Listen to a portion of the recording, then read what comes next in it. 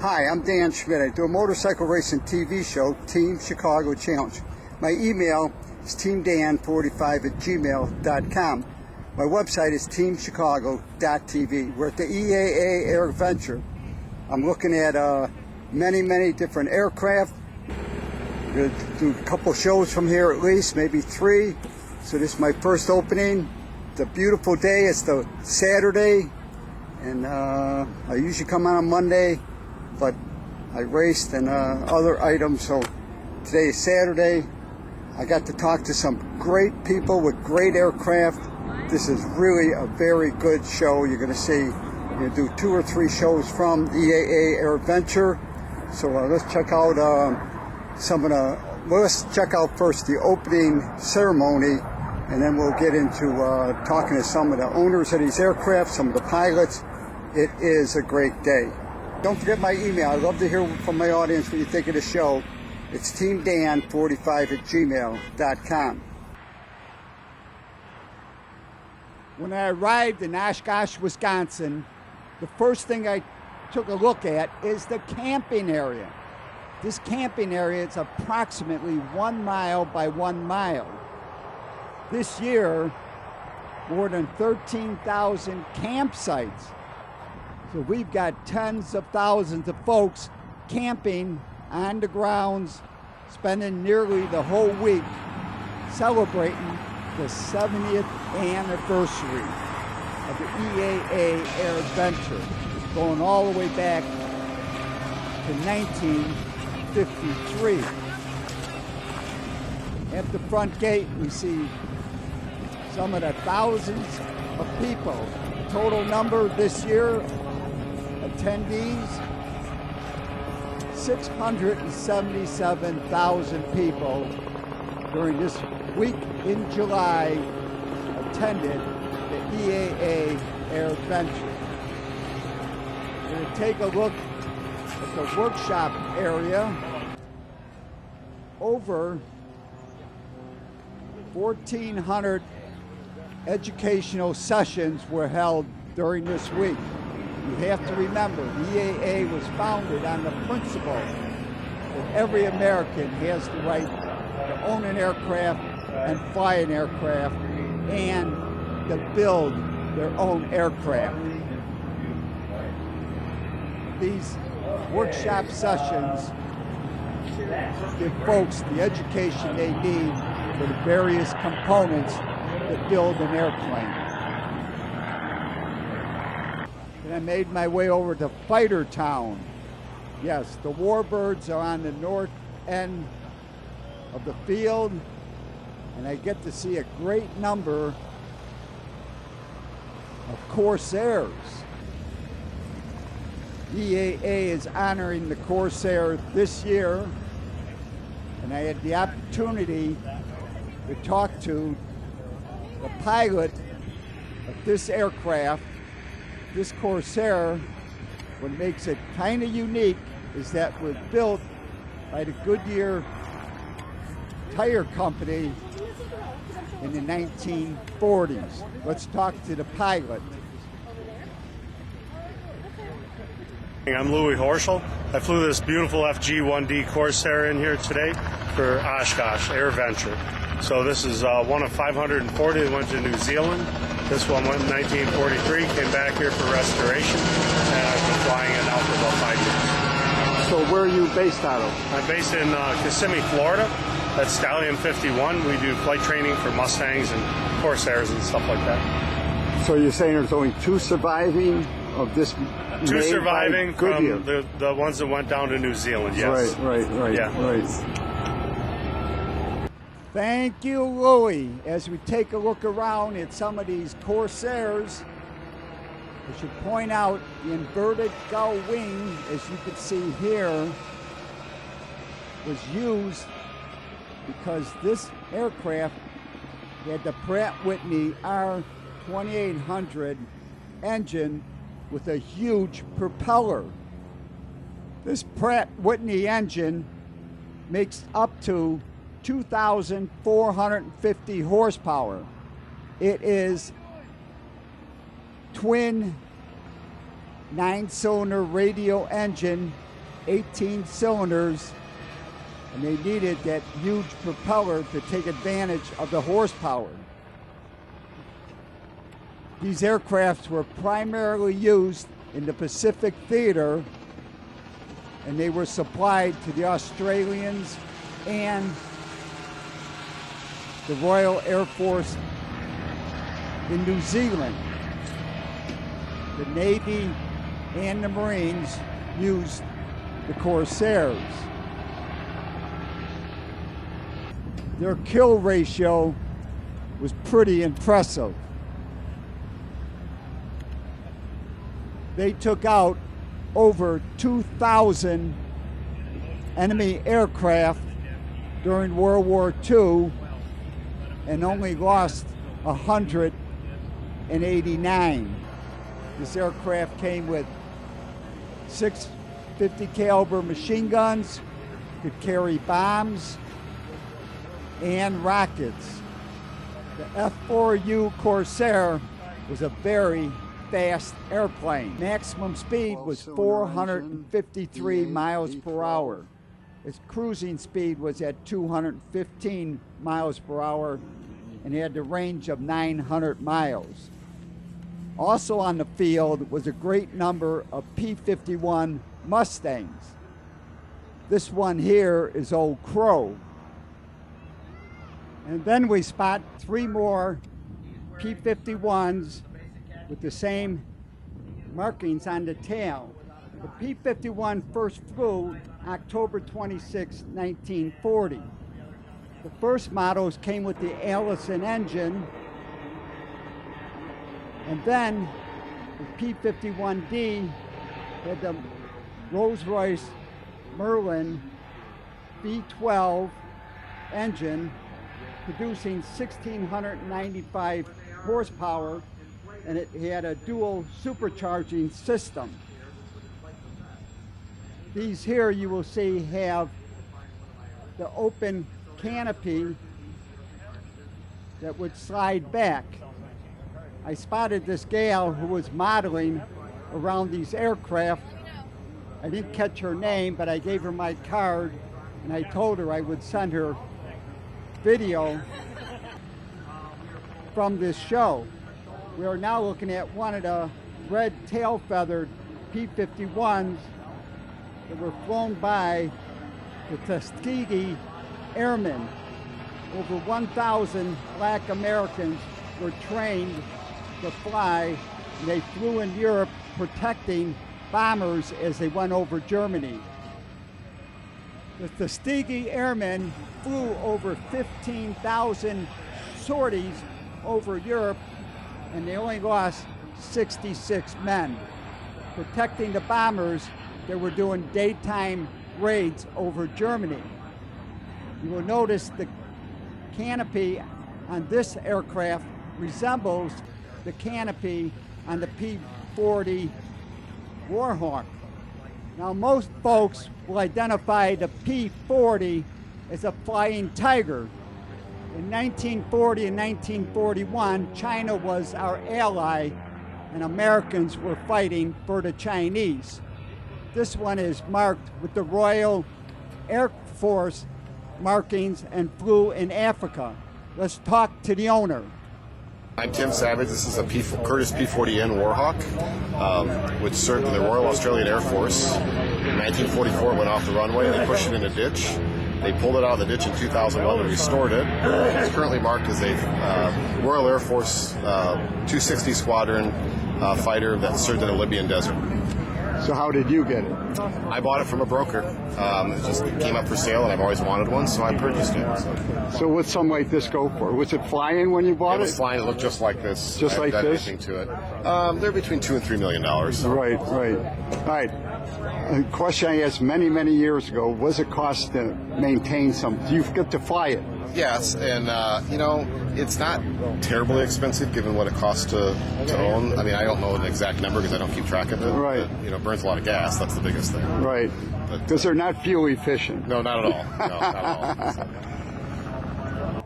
Thank you, Tim. Now think about this. The P-40, which is a Curtiss Wright aircraft, flew during World War II in Africa, in the desert, with the British Air Force. And now we're looking at another P-51, and I spot this gal again. Like I said, I gave her my card. I said, send me a message. I'll send you the TV shows that I am shooting. So I don't know her name, and I don't know what publication these photos will appear in. Now we see a trainer landing. We are now in the big field to the north.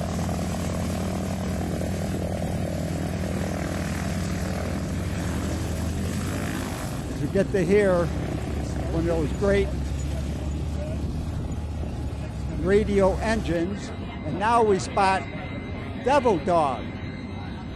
Devil Dog is a PBJ, United States Marine Corps. It's a twin-engine bomber with two Wright 2600 engines, 14 cylinders, radio engines, and a huge array of 50 caliber machine guns. Empty, this aircraft weighs 19,480 pounds. When it's combat ready, it weighs 35,000 pounds. The PBJ was used as a ground support aircraft, and it also went after Japanese ships supplying the troops in New Guinea. And now we're looking at Miss Mitchell. Miss Mitchell is more of a conventional B-25. You notice the nose on this craft is for the bombardier, and he has a 50 caliber machine gun. This is more of the conventional B-25 that was used as a bomber and an attack aircraft. And now we're going to jump back to 2017 when there was 16 B-25s, and they reacted the Doolittle Raid bombing Japan in 1942. The oldest flying B-25 in the United States is Miss Hap, taken off now. Next up is Devil Dog. It's a PBJ U.S. Marine Corps B-25.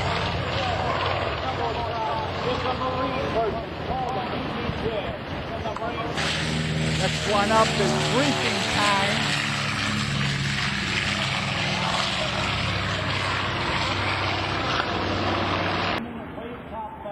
Another B-25 circling overhead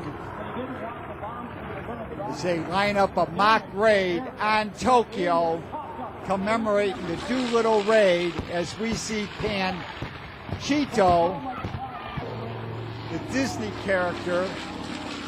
Next coming by is Yankee Warrior. Aircraft flies from north to south.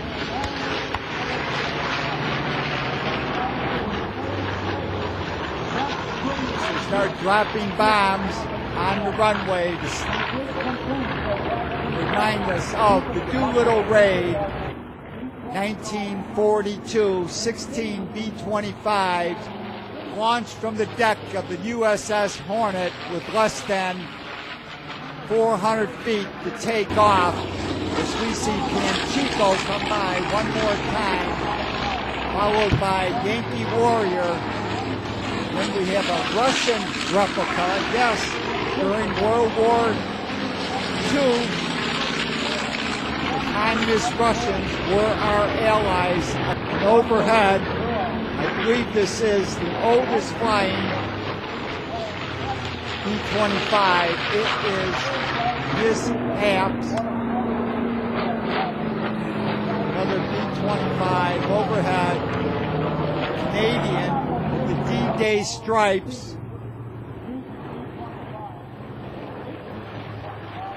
And now we see BJ Devil Dog from Texas, flying north to south and looping over Lake Winnebago.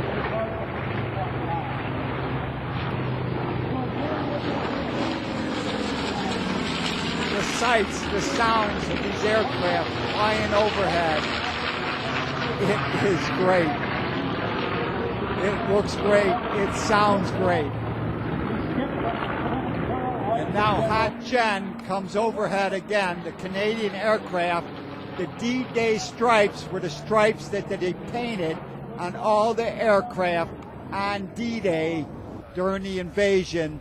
We see Mishap flying north to south, and then we see Devil Dog one more time following from the Liberty Aviation Museum in Ohio is Georgie's Gale. We see Panchito one more time flying by, followed by Yankee Warrior, I believe, coming from north to south after flying over Lake Winnebago. It is Devil Dog one more time. Next by, it is Champagne Gale, another B-25 out of Ohio. Landing now, it is Hot Jen, a Canadian aircraft with the D-Day stripes. Another beautiful B-25. Georgie Gale lines up, coming in from north to south. Whitman Field. This aircraft from Fort Clinton, Ohio. I was blessed to be able to capture all that great footage in 2017. And now we're on the jet flight line, and I spot 3 MiG-17s. Lucky for us, I had the opportunity to talk to Mike Terfehr. He flies one of these jets and knows all about them. My name's Mike Terfehr from Traverse City, Michigan. Here at EAA, we brought some MiG-17Fs here. This particular one was built in Poland. It was built in 1960, flew in the Polish Air Force, and came over to the U.S., I would say probably early 2000. When the Soviet Union fell, obviously the Eastern Bloc countries were in financial disarray, and they started selling off their military equipment. And people were buying up airplanes and parts and spare engines and anything they could get their hands on. So quite a few of them came to the States.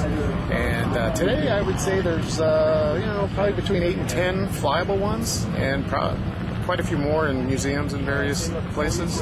This particular plane lives in Mobile, Alabama. It's a 17F, so it was built in Poland under license from Russia. It's got a VK1 engine. Actually, it's a copy of the VK1 because, again, the engine was built in Poland as well. The Polish actually built a nicer airplane than the Russians did. Their sheet metal work and the craftsmanship, I would say, is a little bit better. The MiG-17s were built in Poland, they were built in Russia, and they were also built in China. So there's a Chinese version, a Russian version, and a Polish version. It's an afterburning aircraft. One of the early afterburners. The original airplane was a MiG-15, which was non-afterburning. On the 15, it had a 36-degree wing sweep. On the 17, they changed it to a 47-degree wing sweep, added a fence, improved the aerodynamics a little bit. It's a subsonic airplane. However, if you put it in a shallow dive and plug the burner in, you can get it to go supersonic, but it doesn't like it. It's really not designed for it, and it started doing some strange things from a flight control standpoint. It was the tightest turning airplane until the advent of the F-16. So in Vietnam, early Vietnam, MiG-17s, MiG-19s, and MiG-21s were the prevailing aircraft. This airplane could turn at 19 degrees per second. It was one of the fastest turning planes there was. To give you reference, the F-4 Phantom could turn at 12 degrees per second. So early in Vietnam, the U.S. was just not prepared for air-to-air combat. It had been Cold War for many years, and they weren't training air crews in BFM, which is basic fighter maneuvering. Some of the crews were out doing it against orders just to stay proficient, but they didn't even put a gun on the F4. It was all missiles. So when they got to Vietnam, they got a rude awakening. So that was why Top Gun was invented, to quickly train air crews on how to do air-to-air combat, because that's what they found themselves in Vietnam. So early in the war, the loss rate for the U.S. was unacceptably high. Once Top Gun was invented and they started getting crews trained, obviously it dropped dramatically.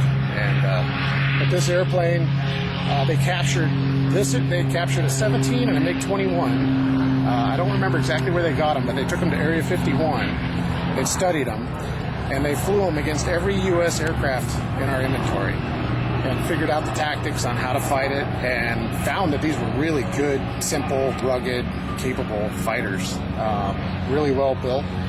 And so they studied it, learned the tactics, taught their air crews. In fact, on the graduating class, when they first came up with Top Gun, the graduating class on the final graduation day was sent up to Area 51, unbeknownst to them, and they got jumped by a MiG-21 and a 17 being flown by U.S. crews, and that was their graduation. Mm-hmm. So they used their tactics, and it's kind of an interesting story. This is a LIM 5, which was a pure fighter.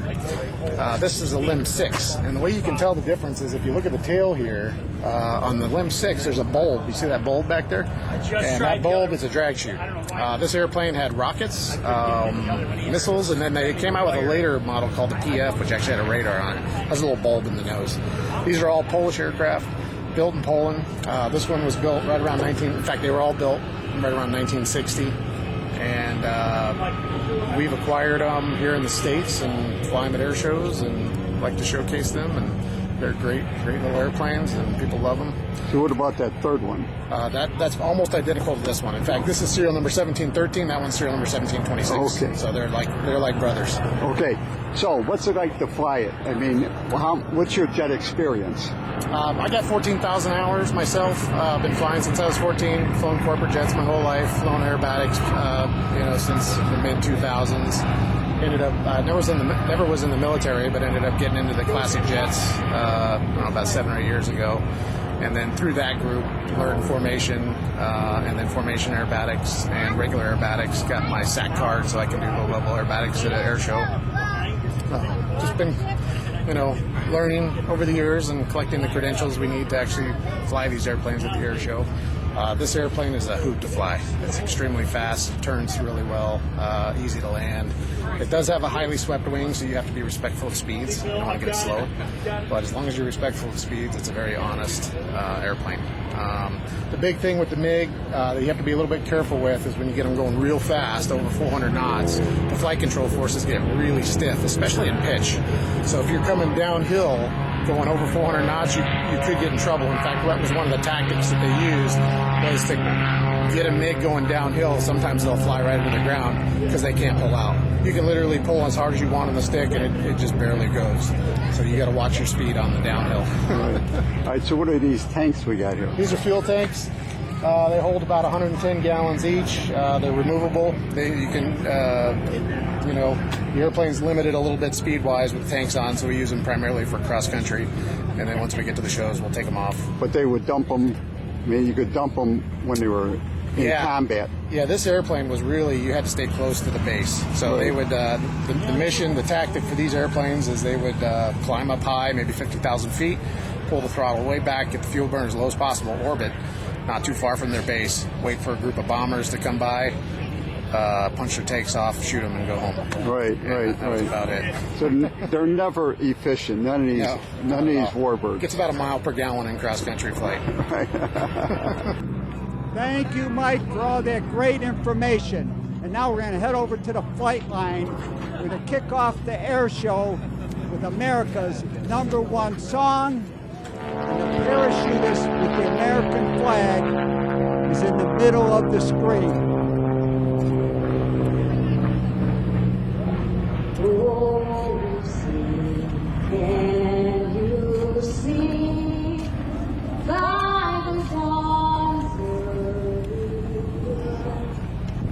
What so proudly we hailed at the twilight's last gleam, whose footsteps sent bright stars through the perilous fight.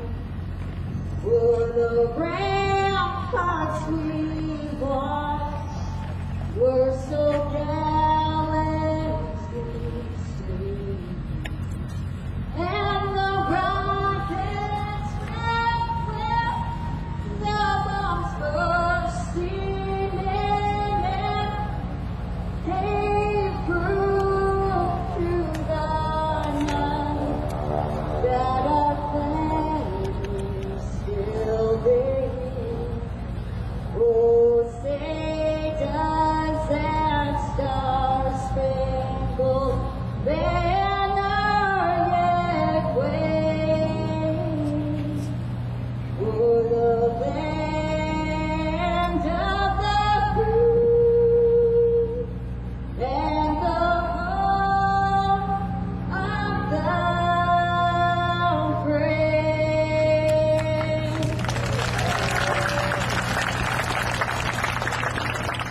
For more information on the EAA, the Experimental Aircraft Association, it's EAA.org or AirVenture.org. And make plans to join us next year, July 22nd through 28th, 2024. It was a great day in Oshkosh, Wisconsin. To contact me, and I'd love to hear from my audience, it's teamdan45@gmail.com. And remember, you can always search on YouTube with Dan Schmitt Motorcycle Racing for great motorcycle racing action, Dan Schmitt Politics to learn what makes America great. And I highly encourage you to visit the World of Motorcycle Museum. They're in Winamac, Indiana, 4 miles south of North Judson on Indiana Highway 39. But give them a call first at 574-896-3172. It's a great trip and a great collection of motorcycles. And I want to point out, if you want an information package about Team Chicago, Rich's Yamaha in Lockport, Illinois will have them. But give them a call first at 815-838-8130. And their website is richesyamaha.com.